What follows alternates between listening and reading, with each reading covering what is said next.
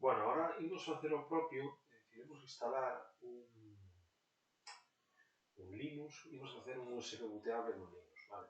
Para ello partiremos dun Linux tamén e utilizaremos un dos comandos máis, dos máis sinxelos e que sen necesidade de instalar absolutamente nada, vale? O primeiro que temos que facer é, arrancar unha instrucción Linux. É certo que isto, o mellor facer unha máquina real, pero, eu tratarei de facer unha máquina virtual para que podamos facelo tanto na aula como na casa, como onde nos apeteza, non? Vale. O primeiro, pasos previos. Pois tenemos que descargar, porque aquí conseguir para compartir carpetas, funciona, dá un poquinho máis a lata. Entón, eu o que fixen foi descargar unha distro. Eu descarguei unha Debian ou Netzinstall, ou para probar, podes probar con calquer distribución, calquer iso lixeira de calquer distribución. Lixeira para que non este moito rato aí descargando, non? Entón, eu descarguei esa ISO, teño xa aí detrás, vale? Vale, imos cos pasos. O primeiro será introducir o noso pendrive. Eu, como non sei onde o teño, se o teño na máquina real, vale? Pois xa sabedes, metémolo aquí en dispositivos USBs, activo, e debería aparecer aquí, vale, activa e xa montou, vale? Non é posible acceder a Windows, vale, está formateado en NTFS, non lle gusta demasiado. Ben, imos cos seguintes pasos.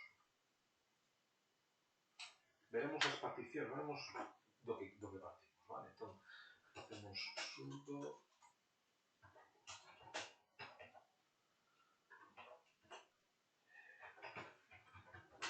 vou meter que facer superusuario, este usuario non está na lista.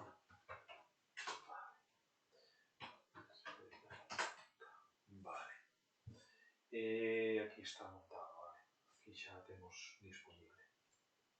Entón vemos que o disco sería este de aquí, o SDB, a partición sería o SDB1, vale? Ben, imos co comando en sí, vale? O comando é o comando dd.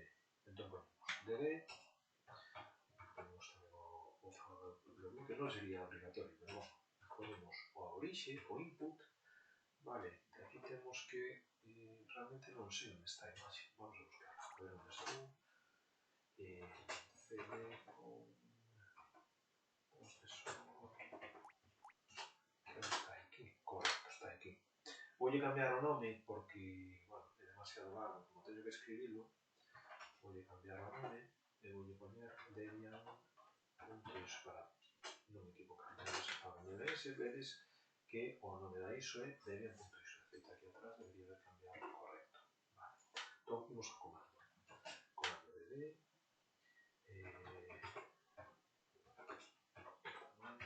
orixe, isto está home, profesor, podería poñer ruta relativa, pero bueno. Fun profesor, descargas,